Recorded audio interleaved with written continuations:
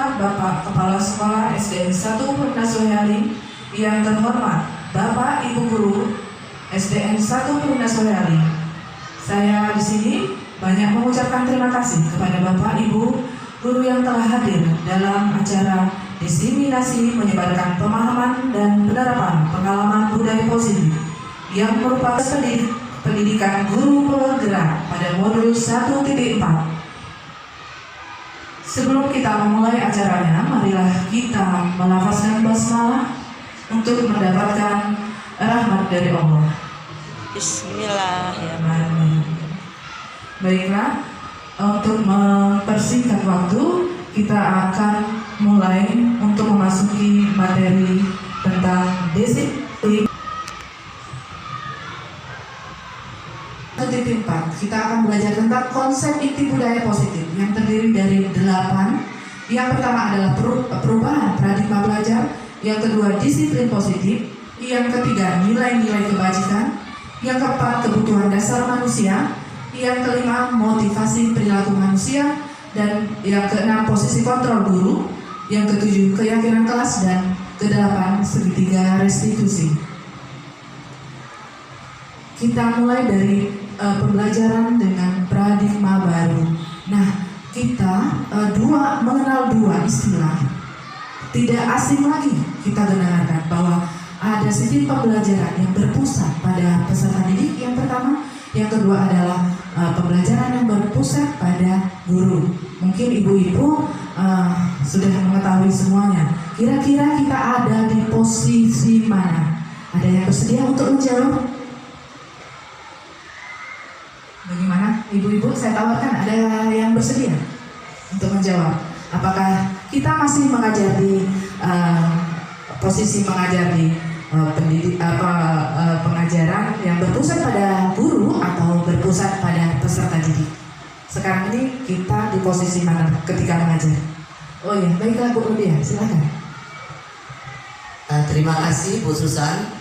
Sekarang kita banyak berpusat pada peserta didik kalau kita mengajar. Terima kasih. Terima kasih. Rupanya Bu Rodia sudah menerapkan ya pembelajaran yang berpusat pada peserta didik.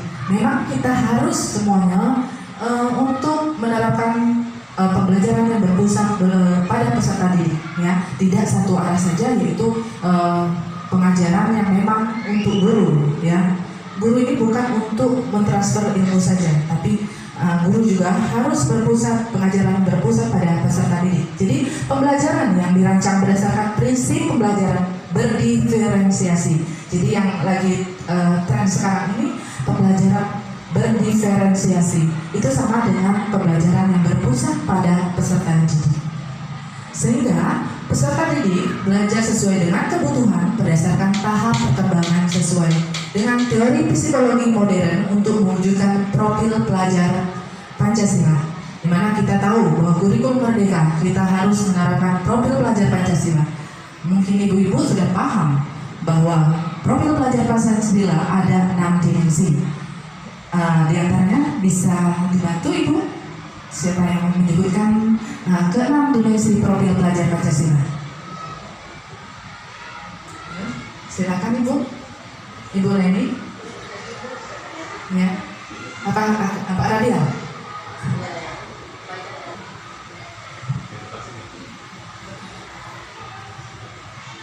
Oke, terima kasih Bu Susan untuk 6 dimensi yang ada, yaitu pertama beriman bertakwa pada Tuhan Yang Maha Esa, kedua berkebinekaan global, bergotong royong, kreatif, pendalam kritis, dan mandiri. Terima kasih Pak Rabial. Ya, itulah 6 dimensi profil pelajar Pancasila. Yang pertama adalah beriman bertakwa kepada Tuhan Yang Maha Esa, kemudian berkebinekaan global, bergotong royong, kreatif, bernalar kritis, dan mandiri. Nah, di sini ada miskonsepsi tentang teori kontrol. Nah, di sini ada ilusi ya. Miskonsepsi ini harus kita benarkan ya. Ilusi guru mengontrol murid. Terkadang kita ya di dunia pendidikan atau di dalam kelas kita ini seolah-olah bisa mengontrol murid, padahal sebenarnya tidak bisa. Misalkan saya ambil contoh nih, kalau ada anak yang melakukan kesalahan, misalnya dia tidak bawa buku atau tidak mengerjakan PR, yang jelas kita panggil, kenapa gitu? Dia mungkin akan sesaat kita beri hukuman dulu, sesaat akan mematuhi kita. Tetapi apakah mereka akan tidak mengulangi perbuatannya lagi? Belum tentu. Karena kenapa? Karena mereka tidak memberikan dari motivasi diri sendiri untuk berubah. Jadi guru itu hanya sesaat bisa mengontrol mereka. Jadi tidak ada guru bisa mengontrol murid. Mungkin bisa mengontrol ketika kita awasi saja, tapi lepas dari awasan kita itu tidak mungkin. Jadi itu hanya ilusi bahwa guru bisa mengontrol murid. Kemudian ada ilusi bahwa semua penguatan positif, efektif, dan bermanfaat. Nah, ini juga hanya sebuah ilusi. Kemudian ada juga ilusi bahwa kritik dan membuat rasa bersalah mampu menguatkan karakter. Itu juga semacam ilusi, ya. Kemudian ilusi bahwa orang dewasa berhak memaksa. Kita paham bahwa kita guru ini adalah orang dewasa. Biasanya orang dewasa itu berhak ya memaksa. Kita memaksa murid. Nah, harus seperti ini, harus seperti ini, dan harus seperti ini. Kita memaksa. Tapi itu hanya ilusi. Sesaat saja, ya. Yang bisa merubah mereka adalah ketika mereka mempunyai motivasi dari dia sendiri atau dibilang keinginan dia sendiri, ya. Itu dari dalam atau disebut sebagai nilai intrinsik dari dalam pada peserta didik kita. Kemudian ada perubahan. Kita mengubah paradigma stimulus respon ke pendekatan teori kontrol, ya. Di mana stimulus respon, misalkan kita ambil contoh realitas kebutuhan kita sama. Sebenarnya kalau di teori kontrol realitas kebutuhan kita berbeda. Memang teori kontrol inilah yang berbeda. Kita tidak sama, kebutuhan kita tidak sama. Mungkin sama teman-teman kita, apakah kebutuhan kita sama? Tidak. Kita kembali ke murid kita di dalam kelas. Apakah kebutuhan murid kita sama? Kita diberikan murid yang beraneka, ya, kekhasan. Ya. Jadi yang bisa mengontrol adalah diri kita sendiri. Jadi teori kontrol adalah hanya kita bisa mengontrol diri kita sendiri. Ya. Kemudian saya bisa mengontrol orang lain, tidak bisa. Ya. Sebenarnya teori kontrol itu tadi balik ke yang tadi, ya. Anda tidak bisa mengontrol orang lain. Yang mengontrol adalah diri kita sendiri. Kemudian ada stimulus respon. Pemaksaan adalah pada saat bujukan gagal. Nah, ketika kita melakukan anak melakukan kesalahan, kita akan membenahinya dengan cara membujuk, kemudian memberikan reward atau hadiah. Itu setelah kita melakukan bahwa anak ini melakukan kesalahan. Bagaimana ya bisa caranya anak ini bisa berubah? Jadi kita memberikan bujukan. Setelah bujukan tidak bisa, pemaksaan. Nah, dari stimulus respon ini, pemaksaan ada pada saat bujukan itu tidak bisa. Tapi pada teori kontrol, kolaborasi dan konsensus menciptakan pilihan baru. Jadi kita kalau menghadapi masalah dengan anak itu berbuat kesalahan, marilah kita bersama-sama untuk memberikan respon yang baik. Kita panggil anak itu dengan apa? Dengan kita kolaborasi untuk menanyakan terlebih dahulu. Jangan langsung diberikan lagi hukuman. Kita tanyakan, apakah anak itu melakukan kesalahan itu ada tujuannya dan bagaimana, kenapa. Jadi anak itu diajak untuk kolaborasi untuk menyelesaikan masalah yang dia hadapi. Dengan begitu anak itu tidak merasa atau mengecam bahwa dirinya adalah manusia yang gagal. Ya. Kemudian pada stimulus respon, model berpikir menang kalah. Nah, sedangkan di teori kontrol, model berpikir yang menang-menang. Jadi kalau kita, mungkin saya sendiri sebelum mempelajari di modul 1.4 ini, saya prakteknya memang ketika anak melakukan kesalahan, saya berpikir, kamu salah, kamu benar, kamu salah, kamu benar. Tapi ternyata yang saya lakukan itu salah. aturan teori kontrolnya adalah model berpikir menang-menang. Jadi anak yang melakukan kesalahan kita menangkan, anak yang melakukan yang memang benar kita menangkan juga. Jadi tidak ada rasa di antara hati anak itu apakah kalau dia merasa kalah, dia kemudian dia merasa sudah salah, sudah down. Kalau kita sudah seperti itu, anak itu akan merasa mengecap dirinya sebagai manusia gagal. Oh, saya gagal. Saya berlaku seperti itu, saya sebagai manusia gagal.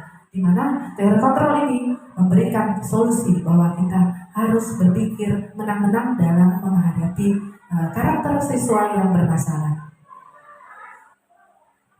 Baiklah ibu-ibu, masih dilanjut apa masih semangat untuk mendengarkannya? Oke, baik, terima kasih.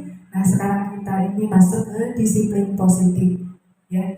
Mungkin kita tanya dulu ya Bu, tidak asing lagi ya, apa sih kata disiplin itu? Mungkin ada yang ingin menjawab tuh, apa sih makna dari disiplin?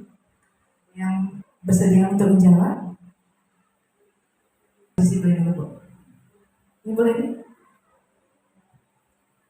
Baiklah, saya coba menjawab berkaitan dengan disiplin. Kalau menurut saya sih disiplin itu bertanggung jawab terhadap apa yang dilakukannya. Ya, terima kasih boleh nih. Betul. Ada yang lain yang menambahkan? Ya, ada? Ada yang lain? Baiklah ya. Akan saya lanjutkan bahwa disiplin itu berasal dari kata disiplina yang artinya belajar. Ya, biasanya kalau kita tuh disiplin apa sih? Oh, tepat waktu gitu ya. Nah, dari kata disiplin itu adalah belajar. Kadang-kadang kalau kita biasanya kalau kita nggak disiplin nih bakal dikasih kena sanksi atau hukuman. Benar tidak Bu? Benar tidak? Benar ya. Jadi sebenarnya disiplin itu belajar ya, bukan memberikan hukuman. Ya, jadi disiplin ini mengacu pada disiplin diri yang memiliki tanggung jawab terhadap apa yang dilakukan berdasarkan nilai-nilai yang diyakininya. Ya. Kemudian disiplin positif itu merupakan salah satu cara penerapan disiplin yang bertujuan untuk menumbuh kembangkan kesadaran serta memberdayakan peserta didik tanpa imbalan atau penghargaan reward, ya, ancaman atau hukuman. Jadi kalau kita mendisiplinkan diri, misalnya diambil di kelas, ya, kamu nggak ini telat, misalnya ada anak yang telat, kamu hukum nih, apa hukumannya? Kita push up ataupun itu bukan bentuk disiplin ya, karena disiplin itu adalah belajar. Ya. Jadi sebagai pendidik, tujuan kita adalah menciptakan peserta didik yang memiliki disiplin dari diri sehingga mereka berperilaku mengacu kepada nilai-nilai kebajikan universal dan memiliki motivasi intrinsik dalam perubahan perilaku ke arah yang lebih baik. Jadi yang kita tanamkan sekarang adalah nilai intrinsik atau nilai dari diri kita untuk melakukan motivasi sendiri. Kalau anak-anak sudah mempunyai motivasi intrinsik di dalam dirinya, maka tidak usah diawasi, tidak usah diberi hukuman, karena dia tahu sudah mempunyai motivasi intrinsik. Dia yakin dan untuk melakukan yang terbaik. Nah, tadi kita belajar tentang nilai-nilai universal, ya. Nilai-nilai universal itu ya seperti nilai kebajikan, ya. Nilai kebajikan ini nilai yang disepakati bersama, ya, lepas dari suku bangsa, kemudian dari agama, bahasa maupun latar belakang. Jadi nilai-nilai kita ini nilai-nilai kebajikan, nilai-nilai universal. Contohnya nilai kebajikan atau institusi atau dari organisasi yang sering kita kenal yaitu tentang profil pelajar Pancasila, di mana kita dari awal tadi sudah mengetahui bahwa ada 6 dimensi profil Pancasila, yaitu diantaranya beriman dan bertawakal kepada Tuhan Yang Maha Esa, mandiri, bernalar, kritis, gotong royong, kreatif, dan berkebinekaan global. Ini dari profil pelajar Pancasila. Kemudian dari institusi lain, misalnya IBOS Primary Years Program, ada toleransi, rasa hormat, integritas, mandiri, menghargai, antusias, kemudian empati, keingintahuan, kreativitas, kerjasama, dan komitmen. Ini merupakan contoh dari nilai-nilai universal. kemudian ada dari keterampilan hidup atau kita lebih kenal dengan life skill, ya. Dimana life skill itu ada terdiri dari dapat dipercaya, lurus hati, pandangan yang aktif, tidak merendahkan orang lain, dan memberikan yang terbaik dari diri kita. Jadi kalau kita yang disepakati untuk di sini adalah profil pelajar Pancasila, ya Bu, ya. Ya, ini mudah-mudahan kita bisa terwujud dari kurikulum Merdeka. Kita melanjutkan profil pelajar ini bisa terwujud kepada peserta didik kita dan sebagai pendidik. Nah, tadi kita sudah belajar tentang nilai-nilai, ya, nilai-nilai kebajikan. Sekarang kita masuk ke dalam kebutuhan dasar manusia, ya. Manusia ini mempunyai kebutuhan, Bu. Kebutuhan kita ini berbeda-beda, tidak semuanya sama. Mungkin ada pun sama tapi tidak semuanya sama. Jadi kebutuhan ini apa sih? Ada yang bisa membantu saya menjelaskan apa itu kebutuhan? Mungkin dari Ibu. Terima kasih kepada Bu Susan telah memberi kesempatan untuk kami, yaitu mengenai kebutuhan dasar manusia. Kebutuhan dasar manusia adalah segala sesuatu yang kita lakukan untuk mendapatkan apa yang kita inginkan. Seluruh tindakan yang kita lakukan memiliki tujuan tertentu, dan semua usaha terbaik yang kita lakukan adalah dalam rangka agar kebutuhan dasar kita terpenuhi dengan baik. Itulah, terima kasih Bu Susan. Terima kasih Bu Herna. Betul yang dikatakan bahwa Bu Herna tadi mengatakan bahwa kebutuhan dasar manusia adalah segala sesuatu yang dilakukan untuk mendapatkan apa yang kita inginkan, ya. Jadi seluruhnya itu tindakan yang kita lakukan memiliki tujuan tertentu, dan semua usaha yang terbaik yang kita lakukan adalah dalam rangka agar kebutuhan dasar kita terpenuhi dengan baik. Nah, di sini ada 5 kebutuhan dasar manusia. Ya, ada 5 kebutuhan dasar manusia. Yang pertama adalah bertahan hidup. Nah, bertahan hidup contohnya seperti apa? Makanan, pakaian, tempat tinggal, keamanan, dan kesehatan. Kemudian kebutuhan ini ada juga kebutuhan kasih sayang dan rasa diterima. Rasa diterima, dipedulikan, berbagi, kerjasama, menjadi bagian dalam kelompok. Ya, misalnya kalau kita nih di dalam kelas, anak itu bertahan hidup. Misalnya ada si anak yang tidur ketika kita menjelaskan, ada lemes ketika kita tidak langsung mengajukan anak itu diberi hukuman. Kenapa kamu kita tidak harus marah-marah?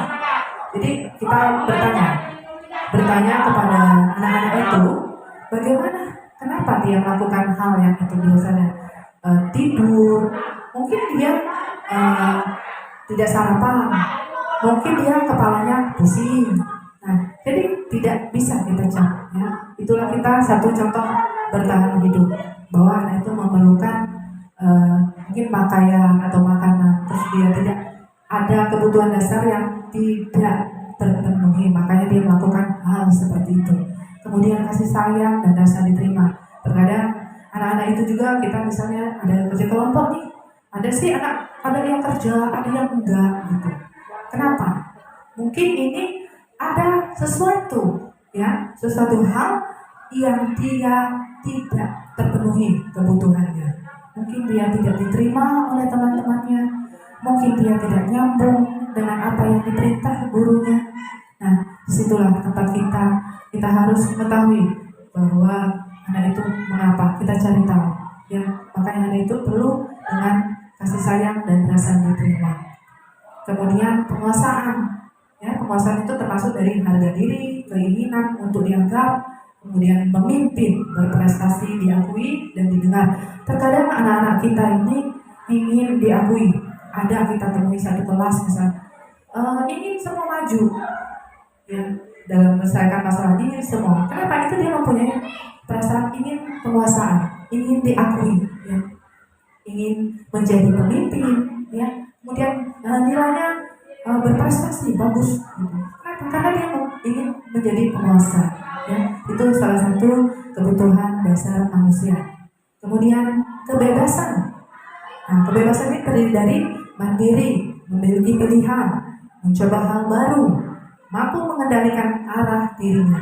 Maksudnya di sini Bagaimana? Misalnya seperti kalau anak-anak itu belajar itu terkadang-kadang ada yang malas, dia berbuat-buat yang tidak yang kita inginkan, karena dia mungkin dia ada kebutuhan yang tidak terpenuhi. Dia malas menulis, dia malas untuk melakukan suatu hal apa yang kita perintah. Kita tanyakan kenapa. Mungkin kita ini sekarang kita mengenal pembelajaran ya, yaitu pembelajaran auditory, kemudian kinestetik dan visual. Nah, di situ di mana kita terapkan di situ. Mungkin anak itu dia bosan, dia mau kebebasan. Jadi kita memberikan pembelajaran yang bervariasi. Ya, mungkin dari dia mau bermain, anak itu nggak bisa diam, mau lari sana mau sini, mungkin dia pembelajarannya bisa kinestetik. Ada pula misalnya dia mau keluar, nah itu dia meminta untuk kebebasan. Mungkin dengan kita memberikan pembelajaran yang bervariasi, bermain sambil belajar, mungkin anak itu akan bisa terorganisir dengan baik. Kemudian kebutuhan dasar manusia yang kelima yaitu kesenangan, ya, kesenangan bermain, humor, antusiasme, tertawa. Nah, kadang-kadang kita dalam pembelajaran itu kita ciptakan suasana yang seperti ini. Jangan tegang gitu. Gak bisa kalau tegang. Bolehlah anak itu ketawa. Kenapa? Itu merupakan dari kebutuhan dasar dia, ya, yaitu kesenangan. Bolehlah kita kadang-kadang sambil mengajar tuh membuat hormon ini ya, membuat lucu gitu. Jadi anak itu bisa ketawa. Jadi tidak menciptakan suasana yang tegang di kelas, ya. Jadi untuk bisa melaksanakan kebutuhan dasar manusia ini kita harus paham dan kita terapkan di kelas masing-masing. Bisa ibu-ibu? Bisa. Alhamdulillah. SDN 1 Pronas Wangli hebat ya, gurunya hebat-hebat semua.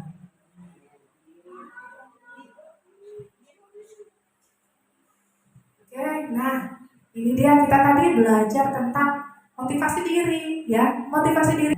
Jadi motivasi perilaku manusia ini ada motivasi ekstrinsik dan motivasi intrinsik. Nah, di motivasi intrinsik atau ekstrinsik ada motivasi dari luar, ya. Contohnya untuk menghindari ketidaknyamanan atau hukuman. Seperti kalau kita melakukan kesalahan, misalnya kita masuk 7.15, ya. Kalau kita sudah yakin masuk jam 7.15, kita yakin sudah mempunyai motivasi intrinsik, kita akan melakukannya dengan senang hati, tanpa paksaan, tanpa orang lain untuk memantau, ya. Sama dengan anak. Kalau anak itu sudah memiliki motivasi intrinsik atau motivasi dari diri sendiri, akan mempunyai keyakinan sendiri.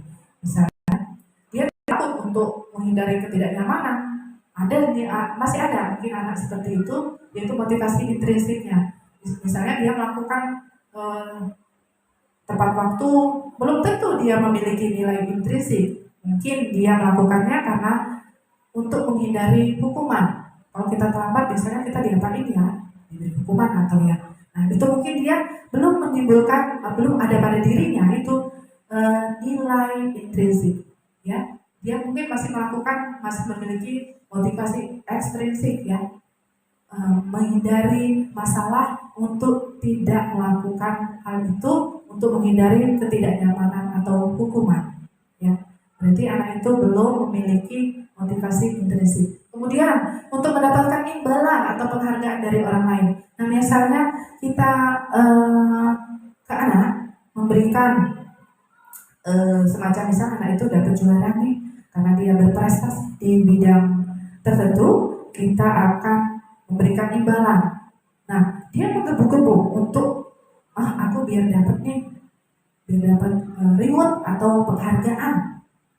Nah, itu belum memiliki nilai intrinsik karena belum memiliki untuk dorongan dirinya sendiri, ya. Masih memiliki motivasi intrinsik, ya. Melakukan suatu hal untuk mendapatkan reward atau hadiah, ya. Jadi posisi mana yang bagus? Ya, di sini motivasi intrinsik. kita menumbuhkan kepada anak bahwa anak itu untuk menjadi orang yang mereka inginkan dan menghargai dirinya sendiri dengan nilai-nilai yang mereka percaya. Kalau jiwa kita atau anak-anak kita sudah memiliki motivasi intrinsik, maka sekolah kita akan menjadi sekolah yang baik. Nah, mungkin di sini ada 3 ya, hukuman, konsekuensi, dan restitusi. Bahasa 2 ini bisa hukuman dan konsekuensi. Mungkin kita tidak asing lagi ya, sering kita dengar ya, tentang hukuman dan konsekuensi. Tapi apa sih perbedaannya? Mari kita beri penjelasan masing-masing ya. Kalau hukuman tidak terencana atau tiba-tiba, ya, murid tidak tahu apa yang akan terjadi, ya, murid tidak dilibatkan, ya, bersifat satu arah, berupa hukuman berupa fisik ataupun psikis atau psikis, ya. Misalnya contohnya seperti ini nih, disiplin nih, disiplin dia dia terlambat masuk sekolah. Pasti nih anak ini ada guru piket yang nunggu, ditanya, kenapa kamu terlambat? Ya sudah, seperti itu ya. Nah sudah, nanti ibu kamu lari dulu ke sini, lari 1 putaran lapangan. Nah itu secara tiba-tiba, jadi tidak terencana. Anak itu juga nggak tahu tuh apa. Aduh kalau aku telat, gimana ya? Apa ya hukumannya? Dia nggak tahu mau diapain. Apa yang ada yang suruh nyapu, ada yang suruh membersihkan WC, karena nggak tahu itu apakah memang hukuman itu tidak terencana secara tiba-tiba, ya, karena bersifat satu arah, yang mengerjakan ya gurunya sendiri yang memberi hukuman. Nah hukuman itu bisa berupa fisik, ya seperti tadi berlari, kemudian menyapu, membersihkan WC, ya itu bentuk hukuman fisik. Sedangkan kalau psikis itu kadang-kadang kita tanpa sadar sebagai seorang pendidik berkata yang tidak pantas atau tidak perlu diucapkan kepada kita. Kadang-kadang kita perasaannya, anak-anak itu mempunyai perasaan yang berbeda-beda. Mungkin anak itu yang sensitif, ada yang menerima apa yang verbal atau tidak berpengaruh dengan apa ucapan kita.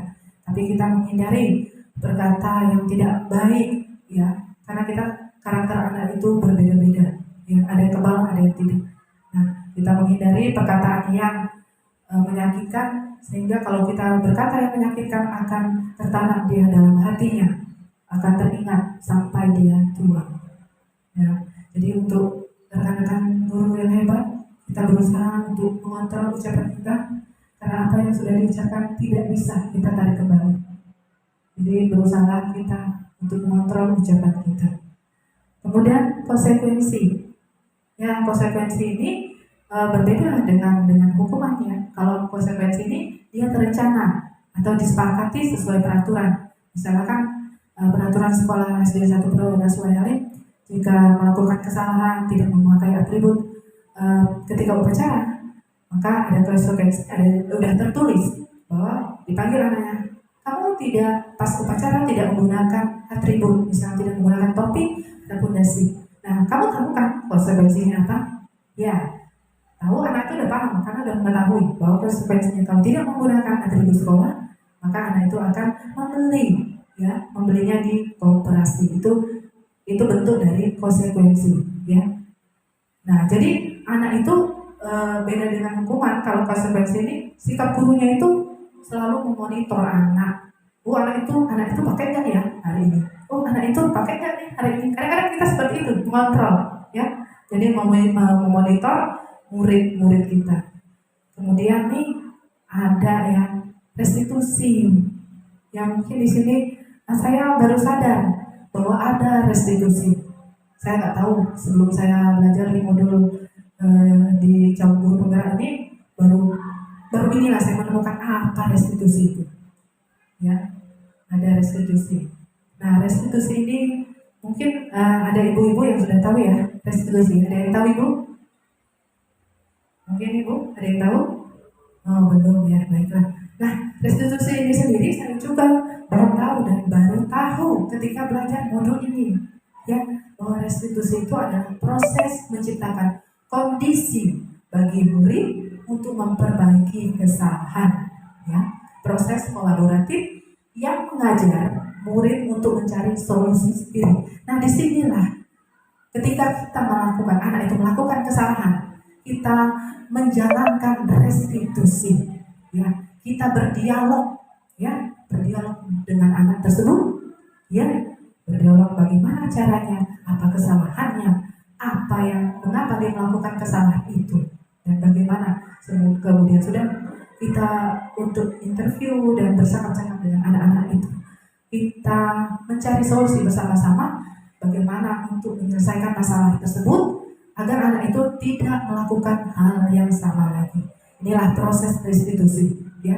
Kita menghindari hukuman, ya. Di restitusi ini tidak ada hukuman, ya, tapi untuk menebalkan bagaimana anak itu menumbuh kembangkan untuk kolaboratif dalam menyelesaikan permasalahan yang dihadapinya. Oke, di sini kita masuk 5 posisi kontrol guru, ya. Masih semangat ibu-ibu? Alhamdulillah, terima kasih. Ibu-ibu, ini ada 5 posisi kontrol, ya. Ada penghukum, kemudian pembuat merasa bersalah, kemudian ada posisi teman sebagai kontrol, pemantau, dan manajer. Coba sebelum saya menjelaskan dari 5 posisi kontrol ini, di manakah posisi saya saat ini? Di manakah posisi ibu saat ini? Apakah ada sebagai penghukum? Apakah ada sebagai pembuat merasa bersalah? Ataupun ada teman? Mungkin ada juga 3 posisi yang kita ambil. Ada yang mau bersedia untuk menjawab, Ibu? Silakan. Ya, Ibu Rodia lagi, silakan. Terima kasih Bu Susan. Yang 5 posisi kontrol guru ini boleh milih 3. Jadi yang pertama saya pilih teman, karena murid itu kita anggap sebagai teman supaya mereka enak belajar dan apa yang kita sampaikan akan cepat diterima oleh murid. Kemudian sebagai manajer, karena guru itu adalah manajer dalam segala hal di dalam kelas itu. Itu yang kedua. Kemudian yang ketiga, memantau. Jadi guru itu waktu murid belajar sedang kita berikan tugas, ya guru itu harus memantau apakah anak itu mengerjakan apa yang kita perintahkan, apakah enggak. Itu khususnya kalau pendapat saya. Terima kasih. Terima kasih Bu Rodia. Mungkin ada teman kita yang lain. Di mana posisi saya? Boleh? Siapa yang mau bersedia? Ibu Mia? Silakan Ibu Mia. Oke. Apa Bu Herna? Di mana posisi kita? Ayo.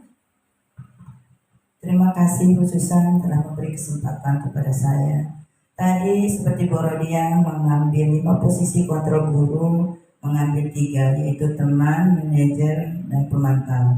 Kalau saya hanya menambahkan 1, yaitu penghukum. Karena kita menghubungi anak-anak itu harus mengikuti dasar yang ringan. Contohnya mereka tidak buat PR, kita memberi maju ke depan, tapi kita tidak menggunakan fisik anak-anak, tapi kita kasih arahan supaya memberi contoh dengan teman yang lain, dia bisa malu terhadap teman-temannya. Itu saja khususan yang saya tambahkan.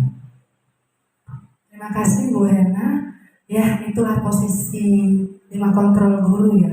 Kalau saya pribadi, sebelum saya belajar di modul ini, saya malu banget.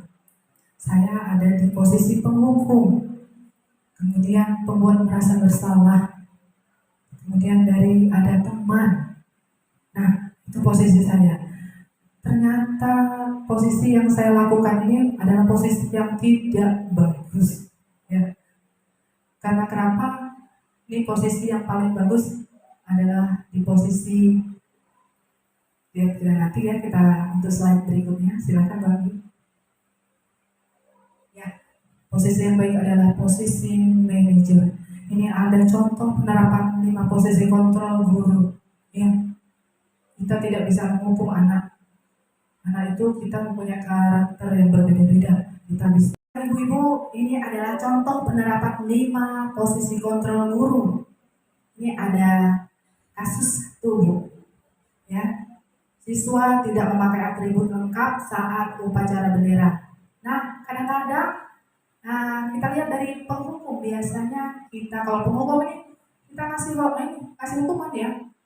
Hormat pada bendera selama 1 jam. Nah, itu bentuk hukuman, Ibu. Ya, itu hukuman. Kemudian kalau membuat merasa bersalah, mungkin kita pernah berucap, berapa kali Ibu harus memberitahu kamu selalu saja mengecewakan Ibu. Nah, itu membuat merasa bersalah. Jadi anak itu, kita mengucapkan itu ada di tertanam di hati, aduh, merasa bersalah. Ya. Kadang-kadang kan ada bapak, misalnya bapak nih, berapa kali bapak harus memberitahu kamu selalu saja mengecewakan bapak. Ya. Nah, itu contoh dari pembuat merasa bersalah. Kemudian ada sebagai teman. Nah, teman ini bahasanya seperti ini. Ayo dong, ikut sekolah. Tolong bantu ibu. Sekali ini aja. Itu teman gitu.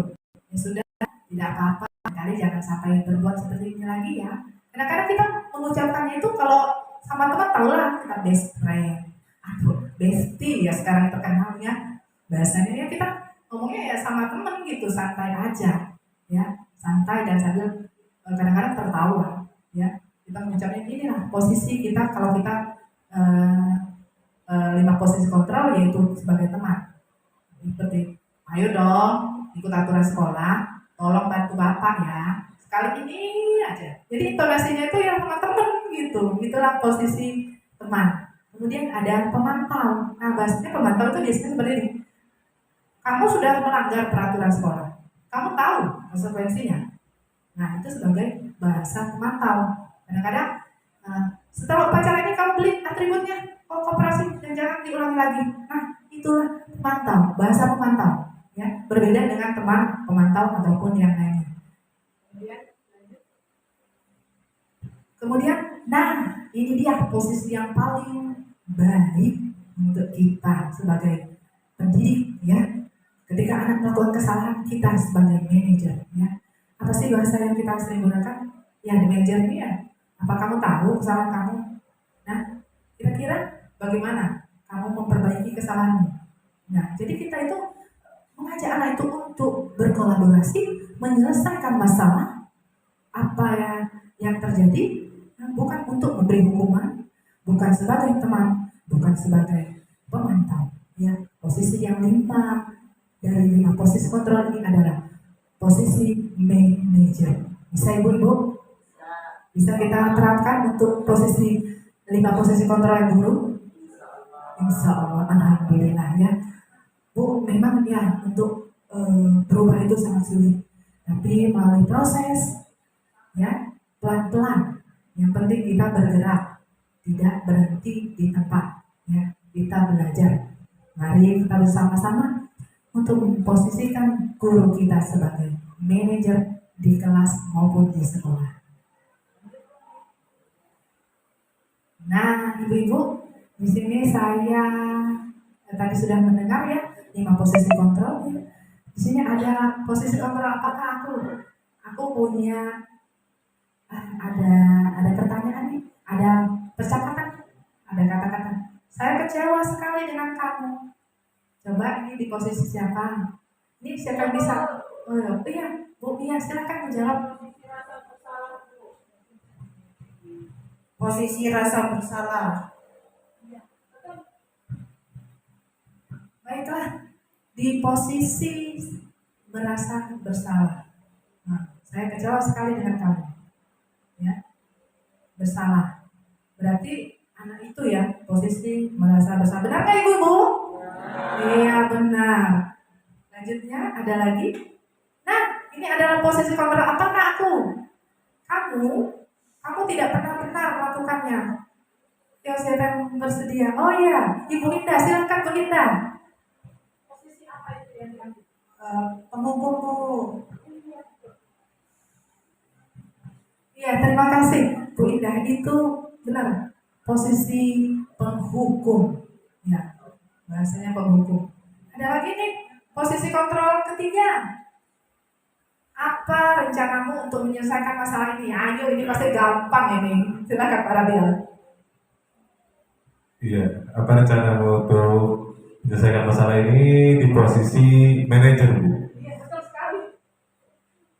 Betul sekali Pak. Ini posisi yang sangat baik ya, posisi manajer. Jadi anak itu diajak untuk kolaborasi dalam menyelesaikan masalahnya dan menemukan solusinya. Ya, kadang-kadang anak ini menyelesaikan, kita ajak bicara, dia meluapkan apa yang di kesalahan dia. Kemudian dia akan menemukan apa sih, gimana sih caranya untuk menyelesaikan masalah dia. Ya, akan timbul dari nilai intrinsik dia, keluar dari diri dia kalau ketika kita menjadi posisi manajer. Ya. Mudah-mudahan di SD kita ini anak-anak yang melakukan kesalahan bisa kita menempatkan diri kita sebagai posisi manajer. Kemudian yang ini ada posisi kontrol. Apakah aku? Ayolah lakukan demi Bapak Ibu. Oh iya, Ibu Herna, silakan Bu Herna. Baiklah, saya akan menjawab yang bagian yang keempat.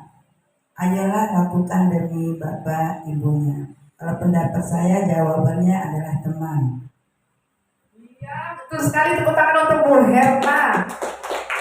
Oke, memang ini posisinya sebagai teman ya. Ayolah lakukan demi Ibu, atau ayolah lakukan demi Bapak. Jadi intonasinya itu ya sebagai teman gitu, bukan sebagai pengumum ataupun yang lainnya. Oke, ada posisi kontrolnya, ada lagi nih. Kamu tidak pernah mendapatkan nilai jika tidak mengerjakan tugas. Nah, ini ada di mana posisinya? Oh iya, silakan Ibu Leni. Posisi apa? Baik, terima kasih. Kamu tidak pernah mendapatkan nilai jika tidak mengerjakan tugas. Ini berada pada posisi pemantau. Ya, terima kasih Bu Leni. Jawabannya betul sekali. Tepuk tangan untuk Bu Leni. Ya, di posisi pemantau ya. Karena kadang-kadang kita mantau nih seperti, oh kamu ini nggak pernah ya. Nilainya jika tidak mengerjakan tugas kamu nggak akan dapat nilai. Ya, kita mantau loh, mantau anak itu. Ya, ini adalah posisi pemantau.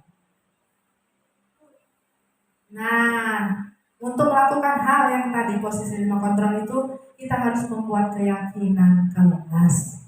Ya. Jadi kita di modul ini belajar membuat keyakinan kelas. Mengapa sih harus keyakinan kelas? Mengapa bukan peraturan kelas? Ada yang mau menjawab? Ya, ada yang mau menjawab? Atau saya jelaskan sedikit ya Bu? Ya, kenapa harus keyakinan kelas bukan peraturan kelas? Kalau peraturan kelas itu adalah aturan, ya, aturan yang dibuat oleh guru, bukan dari murid. Sedangkan kalau keyakinan adalah dibuat oleh murid dari keinginannya sendiri. Jadi kita berkolaborasi dengan anak-anak. Misalkan kita mau buat keyakinan kelas nih, ya harus kita mengumpulkan anak apa yang dia inginkan di dalam kelasnya. Anak-anak itu akan memberikan masukan. Nah, itulah yang kita sebut dengan keyakinan kelas yang dia inginkan. Nah, di sini saya sudah membuat pembentukan keyakinan kelas. Ya, keyakinan kelas itu saya buat seperti ini. Saya akan membagikan kertas berwarna-warni, boleh sih warna-warna yang biasa, nggak apa-apa. Satu-satu ke anak. Apa anak? Kita akan membuat keyakinan kelas. Ya, keyakinan kelas ini kita bagikan kertas itu, anak itu akan menulis. Tapi dengan syarat kata-katanya positif, tidak negatif. Misalnya dilarang membuang sampah sembarangan. tidak boleh membuang sampah sembarangan, tidak boleh terlambat, tidak boleh ribut. Nah, itu kata tidak boleh dan dilarang itu merupakan kata-kata yang negatif. Jadi kita hilangkan, kita rubah dengan kata-kata yang positif, ya. Misalkan tadi yang negatif yang tidak boleh membuang sampah sembarangan, jagalah kebersihan, bisa seperti itu, ya. Kemudian tidak boleh terlambat, kita ganti dengan kata-katanya dengan kata datang tepat waktu. Nah, itu kata-kata positif. Jadi menghilangkan kata-kata negatif seperti tidak atau tidak boleh atau kata-kata yang negatif lainnya, ya. Jadi kita menimbulkan kata-kata buat keyakinan kelas itu dengan yang positif, ya. Jagalah kebersihan, kemudian tepat waktu, terus banyak lagi ya Bu, ya. Nah, pembentukan keyakinan kelas ini bersifat abstrak, ya. Kemudian ini berupaya pernyataan universal. Ya, tadi pernyataan universal tadi contohnya saya kayak dimensi profil Pancasila kan itu universal tuh seperti bergotong royong, ya, bernalar kritis. Nah, itu contoh-contoh dari pernyataan universal. Kemudian dibuat dalam pernyataan positif, itu yang saya jelaskan tadi, tidak boleh menggunakan pernyataan yang negatif atau tidak boleh, tapi kita buat pernyataan dengan pernyataan positif. Kemudian sedikit saja agar mudah diingat. Jadi keyakinan kelas itu nggak bisa, jangan buat banyak, ya, 5 atau 6, ya. Kenapa? Karena itu yang harus anak ingat dan harus diyakini mereka. Kalau banyak susah mereka untuk mengingatnya dan menerapkannya. Kemudian sesuai dengan kondisi kelas, ya, kelas dan sekolah sehingga mudah diterapkan. Nah, jadi kan kita punya kelas nih, mungkin kita sekarang ini yang dari yang kecil saja dulu, kita akan membuat keyakinan kelas, ya. Kalau sekolah nanti bersama-sama. Tapi kalau keyakinan kelas, kita punya murid masing-masing, kita bisa membuat keyakinan kelas itu mau bagaimana kelas itu keinginan dari keinginan murid kita. Kemudian semua warga sekolah atau warga kelas dilibatkan saat membuat keyakinan kelas. Jadi, nah itu tadi bahwa kalau peraturan itu tadi adalah dibuat oleh guru dan bukan disepakati oleh anak, tapi keyakinan kelas ini kita buat, ya, dibuat harus dilibatkan anak-anak itu, karena anak-anak itu yang membuat keyakinan kelas tersebut. Kita bisa untuk saat ini membuat keyakinan kelas. Apakah sudah mungkin ada di kelas? Sudah ada yang membuat keyakinan kelas? Belum? Oke. Dari modul ini kita bisa membuat dan menerapkan keyakinan kelas. Pelan-pelan saja Ibu, tidak usah diporsir. Yang penting kita bergerak, jangan tidak bergerak. Oke. Kemudian kita masuk ke segitiga restitusi. Ya, segitiga restitusi.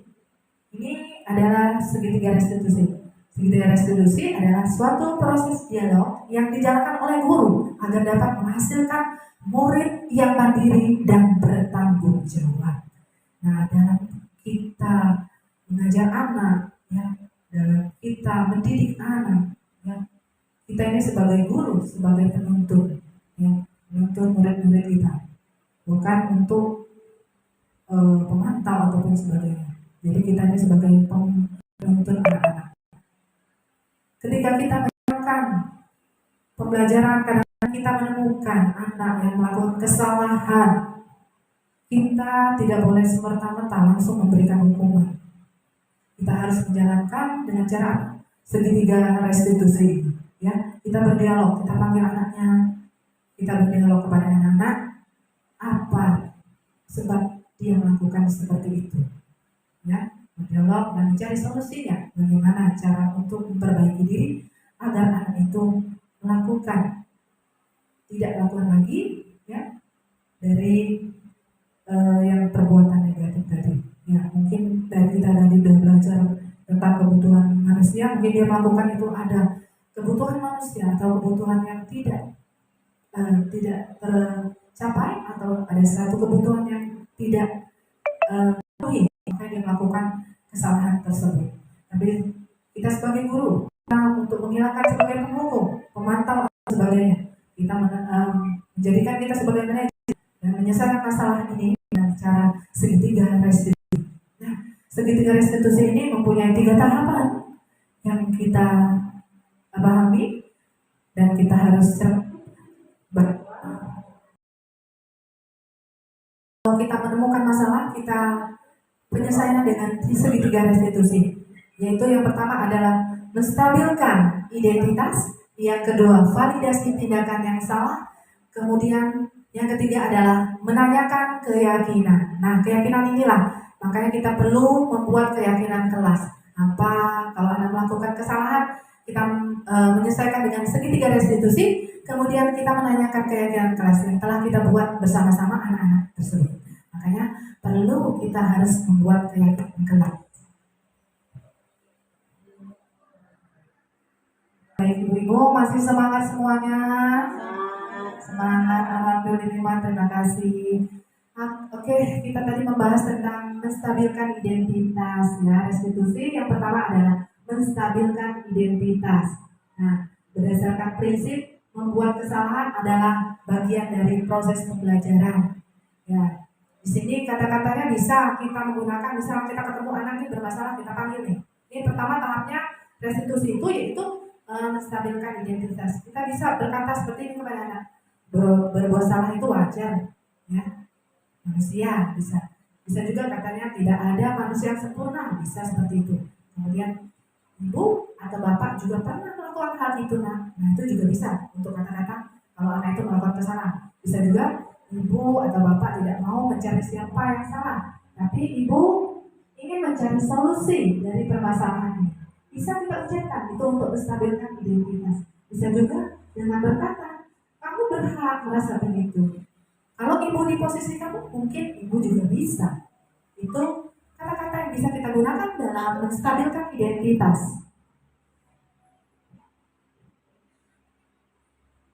Kemudian, ini tahap yang kedua, validasi tindakan yang salah dari restitusi, ya. Restitusi segitiga restitusi tadi.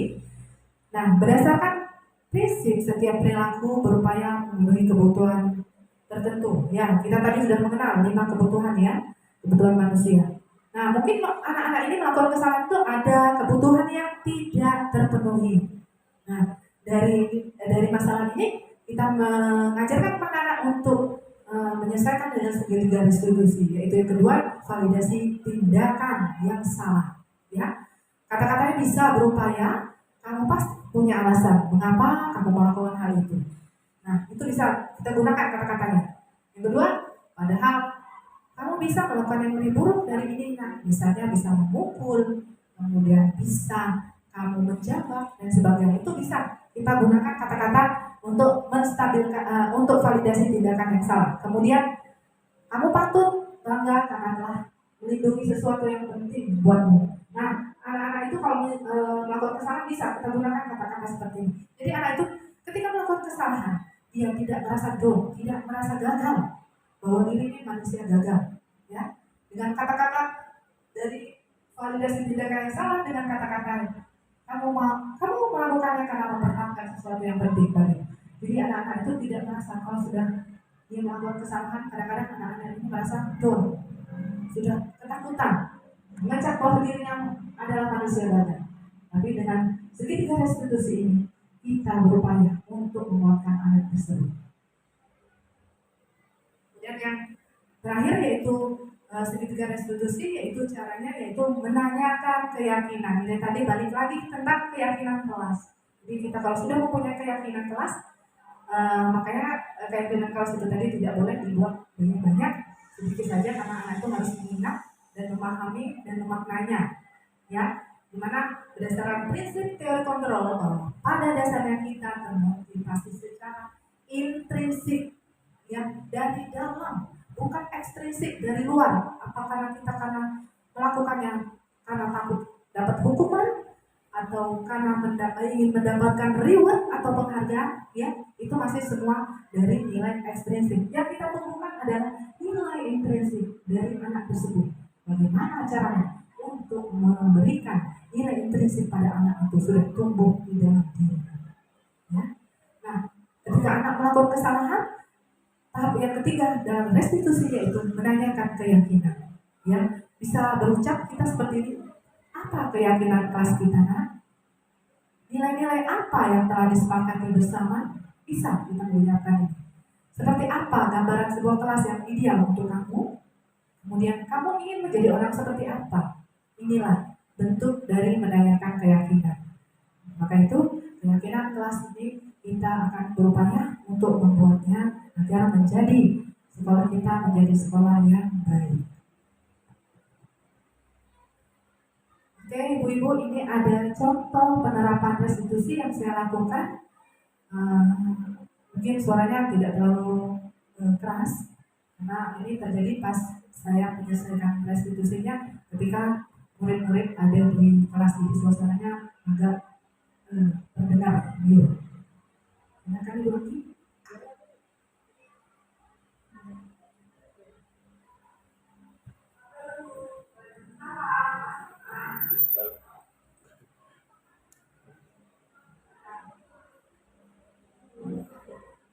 Ini contoh restitusi anak yang nggak bawa buku ya Bu.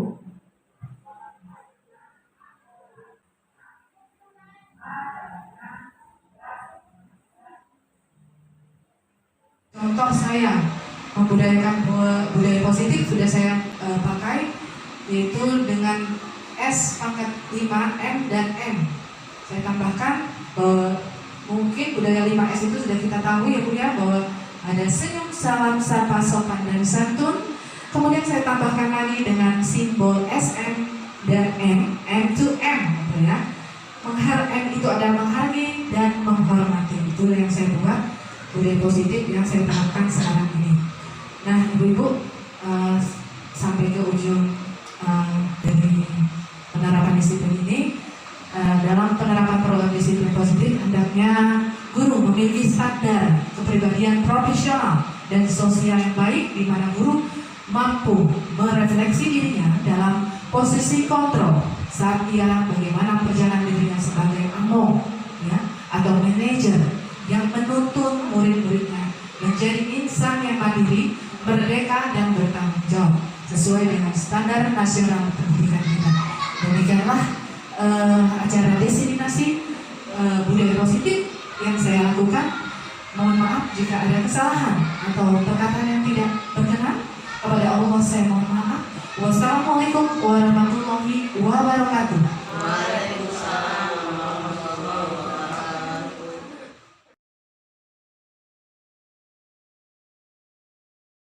wabarakatuh.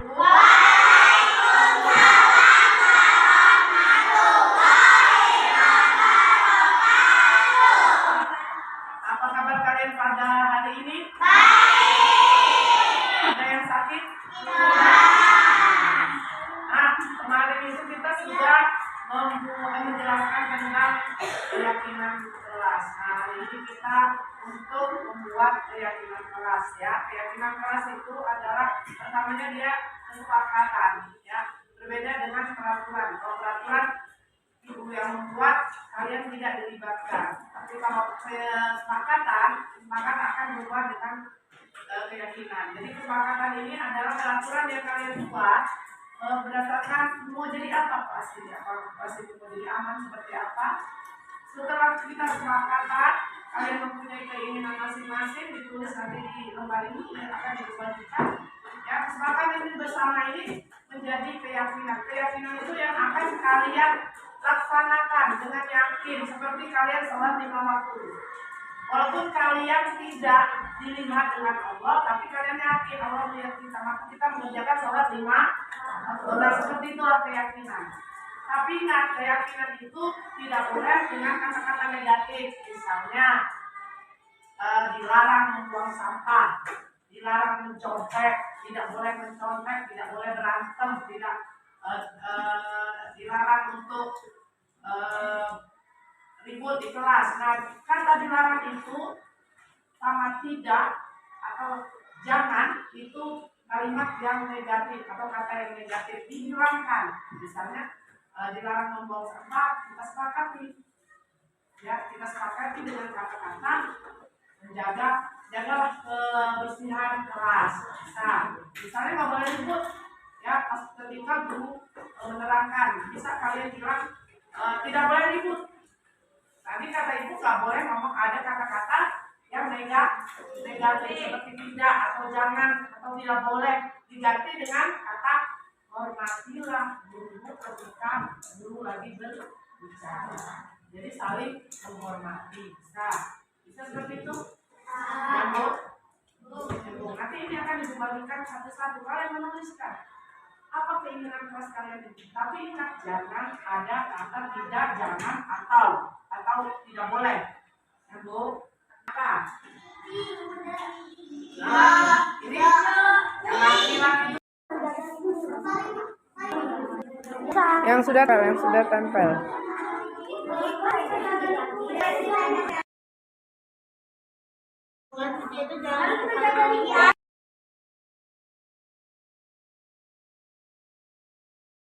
Kalau dari kelas 4A telah membuat keyakinan kelas dan siap dilaksanakan. Terima kasih. Saya Malika.